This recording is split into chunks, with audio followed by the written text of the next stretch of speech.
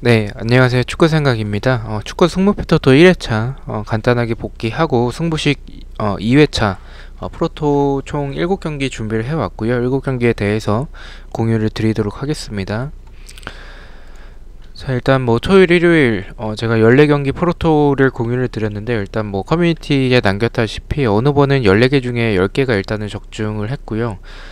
그리고 다 맞춘 경기가 2경기밖에는 되진 않습니다. 그래도 2경기 이상 적중이 된 경기가 다 맞춘 경기 포함하면 총 10경기 정도가 되고요.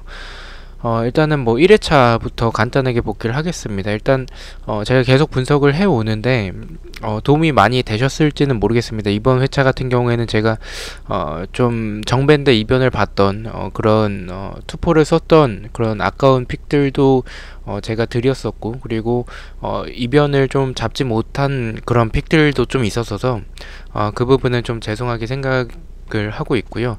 1번 경기부터 간단하게 말씀을 드리겠습니다. 좌측이 공유드렸던 최종픽이고 우측이 이제 독식픽인데, 좌측의 최종픽에서는 총 9개가 적중이 됐고 우측의 독식픽에서는 8개가 적중이 됐습니다. 자, 1번 경기 비아레알 대 레반테의 경기. 이 경기는 뭐 비아레알로 대부분 봤었기 때문에 적중이 됐고요. 좀 2대0으로 이기고 있길래 좀 안심하고 보고 있었는데, 후반전에 이제 실점을 하면서 막판까지 이제 똥줄 승을 했죠. 그래서 좀 조마조마하면서 봤던 경기였었고 적중이 됐습니다. 두 번째 경기 호펜하임 대 프라이부르크, 이 경기는 예측을 하지 못했습니다. 이 경기는 저는 호펜하임 사이드라고 생각을 했고, 프라이부르크가 지금 3연승을 하고 있는 상황에서 호펜하임에게 정배를 줬다라는 점에 있어서는 이 경기는 호펜하임 사이드로 느껴져서 그렇게 호펜하임 사이드로 갔었고, 단통이라면 저는 무승부지 않을까라고 생각을 했는데 완전히 발렸습니다. 그래서 이 경기는 예측에서 실패를 했었던 경기였었고요. 3번 경기는 사실 의심은 안 했습니다. 레버쿠젠 쪽으로 봤었고, 프랑크푸르트와 레버쿠젠의 경기, 프랑크푸르트가 홈에서 무승부가 많긴 하지만 레버쿠젠이 원정에서 워낙에 좋은 모습을 보여주고 있고 최근에 경기력도 괜찮았었기 때문에 이 경기는 레버쿠젠이 무난하게 처음에 이길 것으로 생각을 했다가 독식픽에서는 이변이 나오면 저는 무승부보다는 프랑크푸르트 팀 스타일이나 이제 두 팀의 맞대결 전적에서 무승부가 없었다라는 점에 있어서 이변이라면 승이지 않을까라고 생각을 해서 독식픽에서는 이제 승패로 가서 적중이 됐고, 나머지 픽들에서는 이제 단통으로 패를 가서 적중해서 실패를 했습니다. 4번 경기는, 이 경기는 좀 지웠었죠. 이 경기는 경기력 봤을 때는 무승부처럼 느껴지는데 무승부 투표율이 좀 이 정도로 높았던 적이 없었긴 했어서 이 경기에 대해서 좀 고민을 많이 했었고 이제 지우는 쪽으로 선택을 했었습니다. 승무패가 다 보인다라고 생각을 했어서 독식픽에서는 단통으로 켈르는 패만 가져갔었습니다. 일단은 뭐 경기력을 봤을 때 무승부가 아니라고 한다면 저는 아우크스부르크라고 생각을 했기 때문에 그렇게 해서 일단 둘 다 적중이 됐고요. 5번 경기는 브레멘 대 우니온, 이 경기는 우니온 사이드로 봤었고 독식픽에서는 무승부로 가서 이제 적중해서 실패를 했지만 대부분의 픽들에서 이제 베를린 쪽으로 갔었기 때문에 적중이 됐습니다. 6번 경기는 이제 베티스 경기는 이제 지웠었죠. 지워서 적중이 됐었고, 저는 사실 이 경기는 베티스의 승으로만 보고 있었습니다. 이변이라면 승패 방향으로 저는 생각을 했었고, 베티스가 이길 뻔 했었어요. 왜냐면 페널티킥이 2번이 나왔는데 한 번은 성공했고 한 번은 이제 실축을 하면서 역전할 수 있는 기회에서 승리를 해내지 못하고 이제 무승부로 마무리가 됐었고, 살짝은 좀 아쉬웠던 그런 경기인 것 같습니다. 베티스 일단 방향이 맞았을 수도 있었는데 어쨌든 뭐 이변을 바라봤다라는 점에 있어서는 적중이 돼서 그 부분은 도움이 됐을 것으로 생각을 하고요. 7번 경기는, 이거는 독식픽에서도 이변이라면 저는 무승부로 봤었을 정도로 헤타페의 패는 정말 생각지도 않았습니다. 저는 이 결과 보고 좀 놀랬었는데, 어쨌든 이 경기는 아직 이 경기에 대해서는 경기를 보지 못해서 이 경기를 좀 한번 살펴봐야 될 것 같습니다. 헤타페가 어떻게 바이오돌리드, 뭐 헤타페가 지금 이번 시즌에 잘하는 건 아니지만 바이오돌리드 정도면 홈에서는 좋은 헤타페가 그래도 잡아낼 수 있지 않을까라고 생각을 했는데 네, 어쨌든 이거는 완전히 예측에서 실패를 했었고요. 8번 경기는 헤르타 승 쪽으로만 보다가 독식픽에서는 너무 좀 승으로 보이는데 헤르타도 흐름 자체가 좋진 않았었고, 그리고 헤르타가 답답할 땐 또 답답하기 때문에 아무리 샬케라도 무승부가 나올 수도 있겠다라는 생각을 좀 가지고 있어서 독식픽에서만 이제 투포를 썼었고, 일단 어쨌든 뭐 두 픽 다 일단 적중이 됐었고요. 9번은 이제 제가 좀 폴더를 아깝게 썼죠. 무패 쪽 방향으로 갔었고, 최종픽에서는 일단 적중이 되긴 했었습니다. 이 경기는 독식픽에서는 단통이라면 저는 무승부가 조금 더 이변을 바라보는 게 좋지 않을까라고 생각을 해서 적중해서 실패를 했었고요. 10번은 빌바오 승 쪽으로 봤었기 때문에 적중이 됐습니다. 그리고 11번 경기는 이 경기도 처음에는 좀 의심을 했다가 홀란드가 복귀 예정이고 볼프스부르크의 이 부상자 명단을 보고 도르트의 단통 승으로 가서 적중이 됐고요. 12번 경기도 좀 폴더를 좀 아깝게 쓴 경기죠. 이 경기도 아틀레티코가 이기더라도 좀 힘겹게 이기지 않을까라는 생각을 좀 가지고 있었던 경기였었고, 무승부가 나올 수도 있다라고 생각을 했었는데, 어쨌든 아틀레티코는 또 이번 시즌 좀 믿고 가야 하는 팀이지 않나라는, 너무 좀 제가 아틀레티코에 대해서 계속 부러질 것 같다라는 생각을 좀 계속 가지고 있어서 그런지 믿어야 되는데, 어쨌든 지금의 아틀레티코는 J리그의 가와사키처럼 믿고 가야 되는 팀처럼 느껴지긴 합니다. 13번 경기는 저는 이 상대 전적에서 에이바르가 너무나도 우세하고, 경기력적으로는 그라나다가 더 좋지만 원정에서 그라나다라는 점을 조금 생각을 해봤을 때 이 경기는 무승부 쪽이 조금 더 좋지 않을까라는 생각을 했습니다. 에이바르 사이드로 보긴 했지만 어쨌든 최종픽에서는 단통 무승부로 가서 적중에 실패를 했고요. 단통 무승부로 갔었던 가장 큰 이유는 이제 에이바르가 홈에서 승리가 없었기 때문에 그 부분에서 그라나다 상대로는 좀 어렵지 않을까라는 생각을 했었는데, 적중에 실패를 했었고, 독식픽에서는 에이바르 사이드로 생각을 했었기 때문에 승부 투픽으로 가서 적중이 됐습니다. 그리고 마지막 경기는 이 경기도 좀 예측을 하지 못했습니다. 뭐 다비드 실바, 야누자이 없는 부분은 소시에다드가 아쉽긴 하지만 지금 오사수나의 경기력을 봤을 때는 소시에다드가 이 경기를 비기면 안 됩니다. 왜냐면 빌바오 상대로도 그렇게 압도적인 모습을 보여줬는데,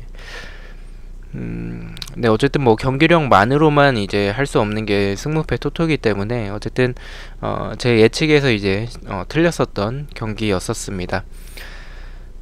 자, 이제 승부식 2회차 프로토 총 7경기 공유를 드리도록 하겠습니다. 총 1번부터 7번까지 세리에 경기들로 준비를 해왔고요. 일단은 세리에가 10경기가 있는데 좀 애매한 경기들, 좀 위험해 보이는 경기들을 좀 뺐습니다. 토리노 대 베로나, 이 경기는 토리노가 지난 경기 승리를 했기 때문에 이 경기 위험하다라고 생각을 해서 뺐고, 라치오 대 피오렌티나도 이 경기도 좀 너무 애매하다라는 생각이 뺐습니다. 볼로냐 우디네세 역시 마찬가지로 이렇게 3경기는 일단은 뺐습니다. 그리고 이 총 10경기 중에서 7경기 세리에를 준비를 해왔고요.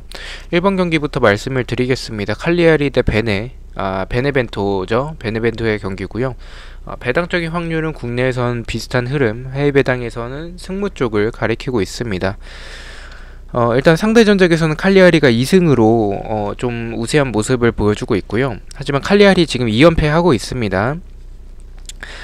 칼리아리는 리코지아니스 선수가 퇴장을 당했고요. 고딘, 파라고 로그 선수가 결장 예정입니다. 베네벤토는 칼디로라 선수가 결장 예정입니다.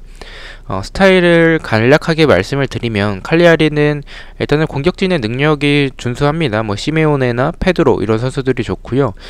침투하는 부분들이 좋은 편이라고 생각을 해주시면 될 것 같습니다. 하지만 수비적으로는 압박과 역습에 취약하고 측면 공간도 많이 내줍니다. 베네벤토 같은 경우에는 이신의 선수가 굉장히 좋고 카프라리도 좋습니다. 물론 지난 경기에서 페널티킥 실축을 하긴 했지만 뭐 어쨌든 뭐 밀란 상대로 베네벤토가 25개의 슈팅을 때렸다는 점에 있어서는 굉장히 좀 좋은 모습이었지 않나라는 생각을 합니다. 물론 밀란 선수에서 이제 토날리 선수가 퇴장을 당해서 한 명이 우세한 상황이었긴 하지만 어쨌든 이런 롱킥 한 방에 이제 공간을 좀 노리는 모습들, 공격적으로는 굉장히 좀 좋은 모습들이 많은 팀이라고 생각을 하고요. 수비적으로는 이 중앙 공간과 제공권에 대한 불안함을 가지고 있습니다.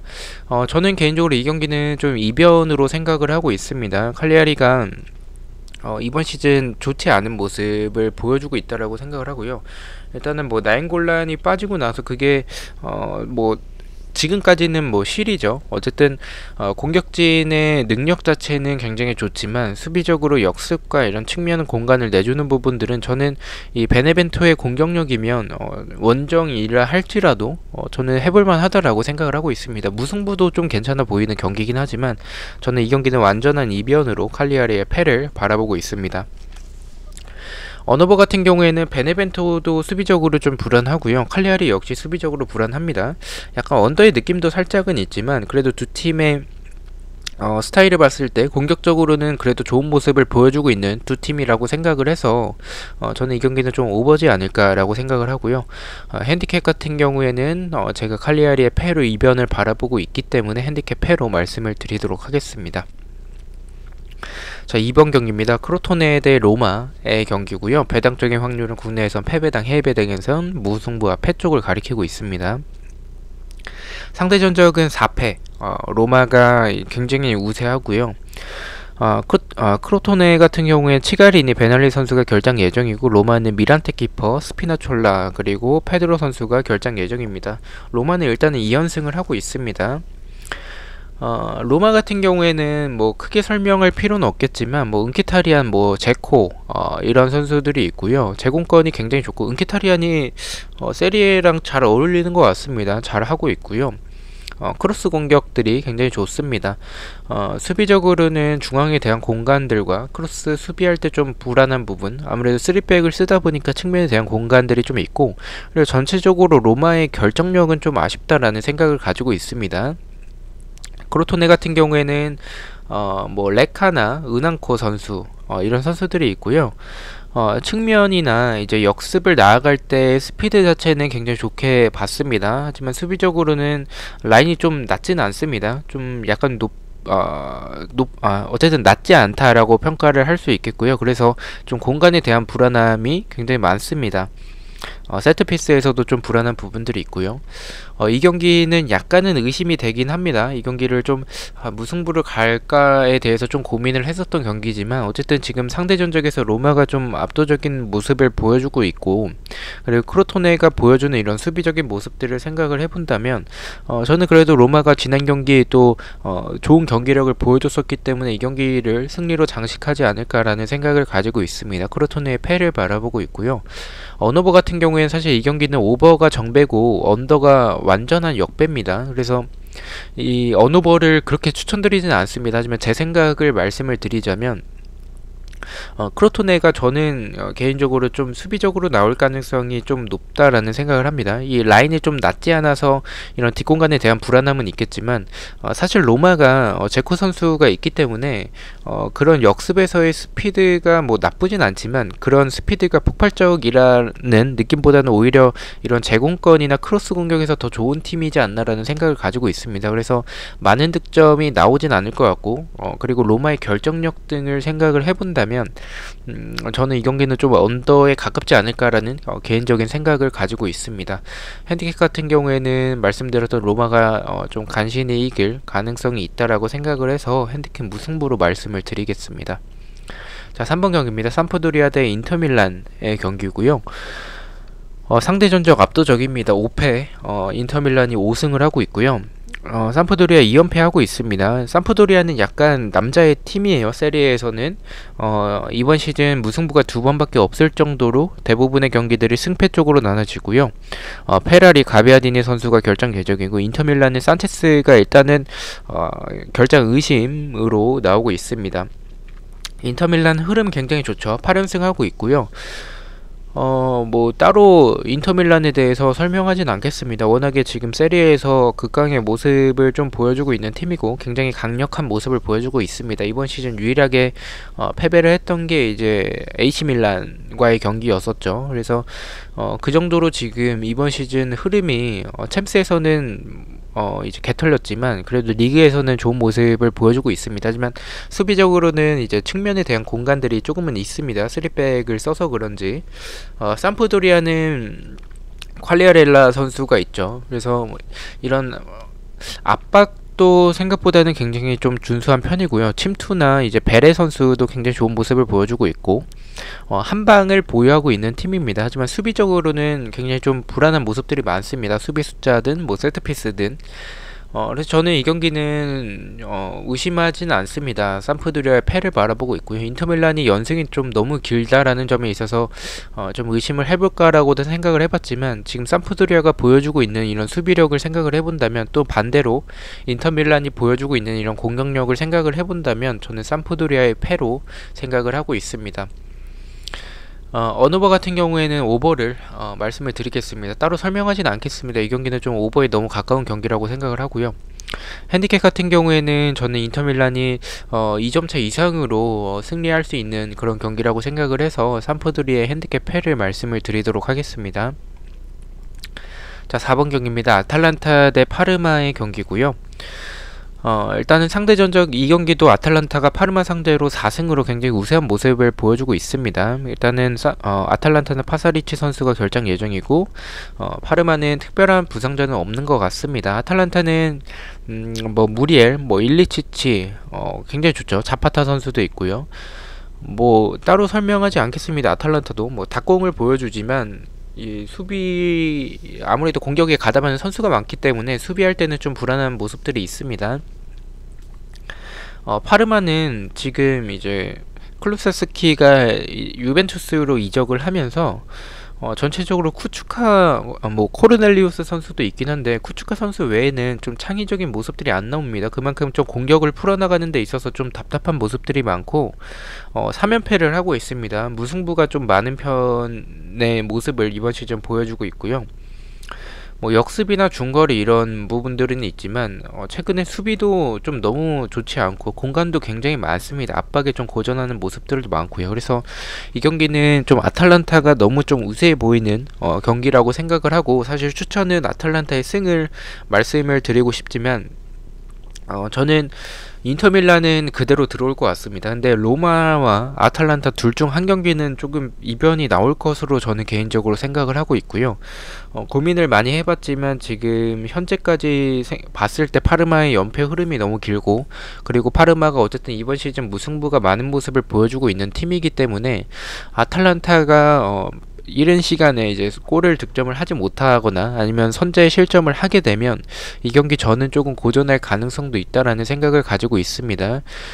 그래서 저는 이 경기를 조금 이변으로 개인적으로 바라보고 있고요. 이변이라면 저는 무승부가 조금 더 적합하지 않을까라는 생각을 가지고 있습니다. 그래서 저는 아탈란타의 무승부로 말씀을 드리겠습니다. 일단 경기력만 봤을 때는 아탈란타가 우세한 건 맞지만 아탈란타가 어쨌든 이 로마나 인터밀란 이런 팀들과 비교했을 때 수비적으로는 좀 불안한 부분들이 너무 많다라고 생각을 해요. 그리고 파르마가 연패를 하고 있지만 이번 시즌 무승부가 많은 팀이기 때문에 좀 이변을 만들어낼 수 있는 가능성이 농후하다라고 생각을 하고 있습니다. 그래서 무승부를 말씀을 드리고요.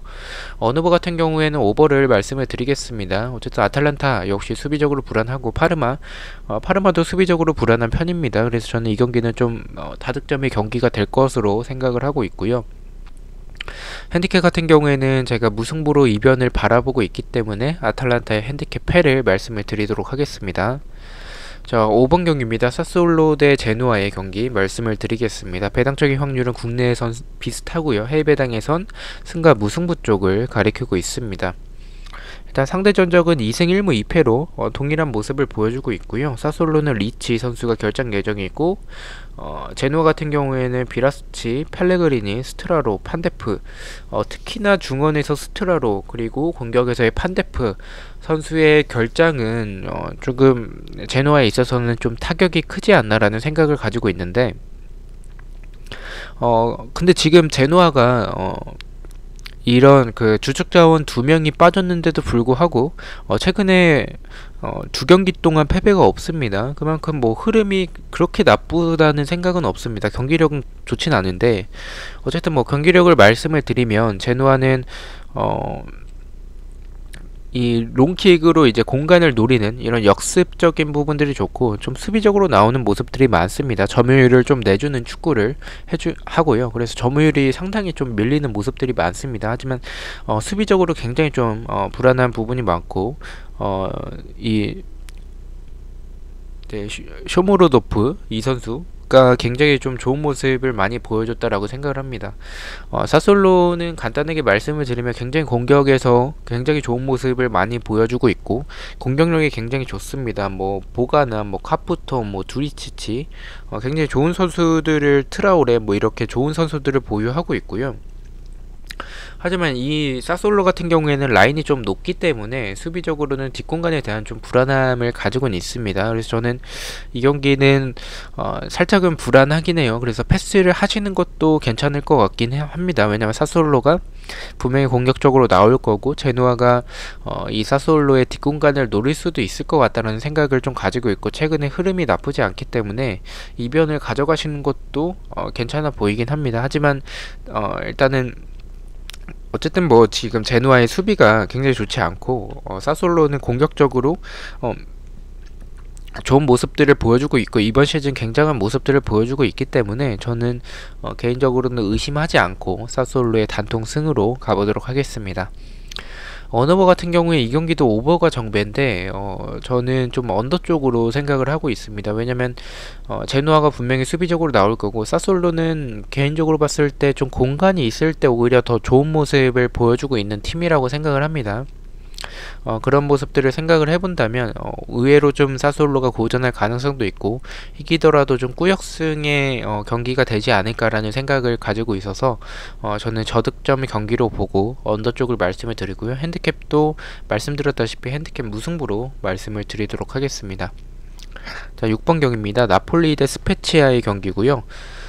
배당 다 일단 승을 가리키고 있습니다. 뭐 상대 전적은 없고요.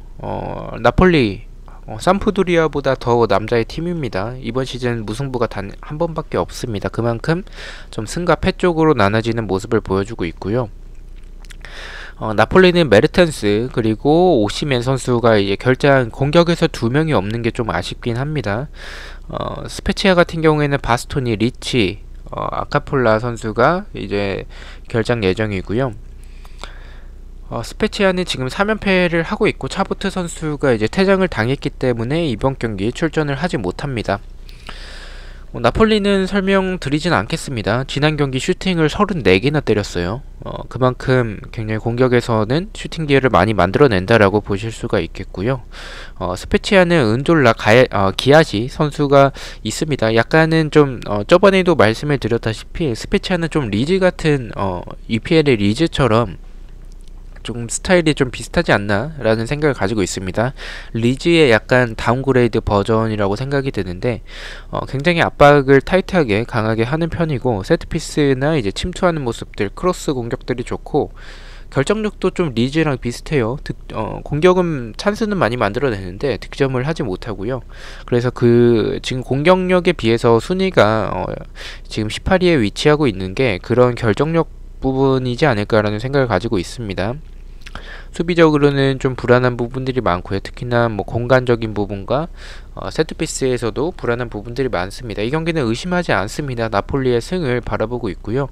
언어버 같은 경우에는 저는 개인적으로 이 경기를 좀 오버 쪽으로 생각을 하고 있습니다. 스페치아가 수비적으로 좀 불안한 부분들이 많고 나폴리가 메르텐스나 오시멘 선수가 없는 부분은 아쉽지만 그리고 라자로 선수가 지난 경기 득점을 했고 이시네도 역시 마찬가지고요. 그래서 저는 이 경기는 나폴리가 무난하게 이기는 경기지 않을까라는 생각을 가지고 있습니다.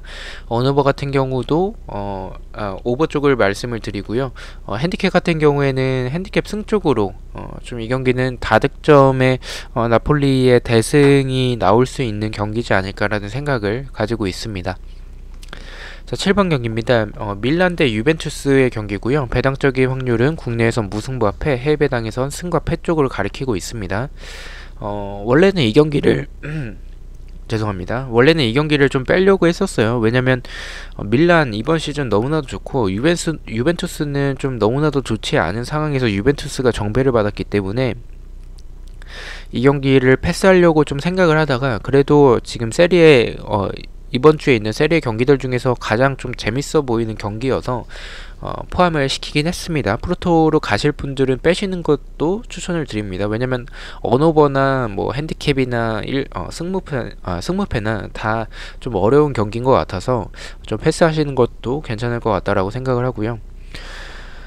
일단 상대 전적은 1승 2무 2패로 유벤투스가 약간 우세합니다. 밀란 3연승을 하고 있고 이번 시즌 패배가 없습니다. 토날리 선수가 퇴장을 당했고 가비아 그리고 베나세르 그리고 질라탄 선수가 결장 예정입니다. 유벤투스는 모라타 선수가 결장 예정이고 이번 시즌 좀 무승부가 많은 모습을 보여주고 있습니다. 두 팀에 대해서는 따로 설명하지 않겠습니다. 밀란 너무나도 잘하고 있고 유벤투스도 어쨌든 지난 경기 디발라도 득점을 했고 호날두는 그래도 여전히 좀 잘하는 모습을 보여주고 있습니다. 그래서 이 경기는 좀 막상막하의 경기가 될 것으로 생각을 하는데 일단은 이 경기는 좀 오버가 정배고 언더가 완전한 역배여서 좀 고민을 많이 했었던 경기였었고 저는 개인적으로 최근에 이 해외 축구들을 보면 약간 더비 경기라든지 아니면 좀 빅매치가 있을 때 의외로 무승부도 그렇고 득점이 많이 나오지 않습니다. 상대팀 그리고 이런 팀들 간의 경기에서 약간 빅매치에서는 조금은 소극적으로 임하는 그런 경기들이 많아서 이 경기도 좀 그런 경기가 되지 않을까라는 생각을 가지고 있습니다. 밀란 입장에서는 좀 무승부를 하면 승점을 동일하게 가져가는 상황이고 유벤투스도 일단은 지지 않는 것을 목표로 둘 것 같다라고 생각을 합니다. 이번 시즌의 밀란의 흐름을 보면 저는 이 경기는 좀 의외로 좀 재미없는 경기가 되지 않을까라는 생각을 가지고 있어서 무승부 쪽을 개인적으로 바라보고 있고요. 저는 이 경기는 좀 밀란이 더 우세한 것 같아요. 밀란도 수비적으로 불안한 부분들이 있었지만 유벤투스가 지난 경기 많은 득점을 만들어냈었지만 수비적으로 봤을 때 상대팀이 잘했으면 실점할 장면들이 한 두세 차례는 있었다라고 생각을 합니다. 그래서 저는 밀란이라면 그 상황에서 득점을 할 수도 있을 것 같다는 생각을 가지고 있어서 일단 밀란 사이드로 보고 있고 저는 승과 무승부 쪽에서 고르자면 밀란의 무승부를 말씀을 드리겠습니다. 어느 번은 말씀드렸다시피 의외로 재미없는 경기가 될 확률이 있기 때문에 언더 쪽을 말씀을 드리고요. 핸디캡은 제가 밀란 사이드로 보고 있고 이변을 바라보고 있기 때문에 핸디캡 승으로 말씀을 드리도록 하겠습니다. 자, 이렇게 총 7경기를 공유를 드렸고요. 가장 추천을 드리는 픽을 말씀을 드리겠습니다. 1번 경기는 칼리아리의 핸디캡 패배, 2번 경기는 크로토네의 패배, 3번은 삼프도리아 오버, 4번은 아탈란타의 오버, 5번은 사솔로의 승을 가장 추천을 드리고요. 6번은 나폴리의 승, 7번은 밀란의 핸디캡 승 이렇게 말씀을 드리겠습니다. 자, 이렇게 총 7경기 중에서 제가 가장 안전하다라고 생각을 하는 픽들을 조합을 해서 2개의 픽을 가져와 봤고요. 일단은 제가 조합을 제 프로토 영상을 보신 분들은 아시겠지만 조합을 그리 잘하지는 않습니다. 그래서 좋아 보이는 것들만 골라 가시는 것을 추천을 드리고 참고만 해주시면 좋을 것 같아요. 첫 번째 픽에서는 첫 번째 폴더는 이제 삼프도리아의 오버, 그리고 두 번째 폴더는 나폴리의 오버 이렇게 오버 조합으로 가봤고요. 두 번째 픽에서는 칼리아리의 핸디캡 패, 그리고 두 번째는 삼프도리아 패배, 세 번째는 나폴리의 승. 어쨌든 좀 저배당 위주로 가져갔고 그리고 한 500원 정도로도 좀 고배당 쪽으로도 한번 가져가 봤습니다. 그래서 참고만 해주시고 좋은 결과 있으시길 기원하고요. 그리고 저는 내일 승무패 경기들로 다시 찾아뵙도록 하겠습니다. 시청해주셔서 너무나도 감사드리고 구독과 좋아요 너무나도 감사합니다. 감사합니다.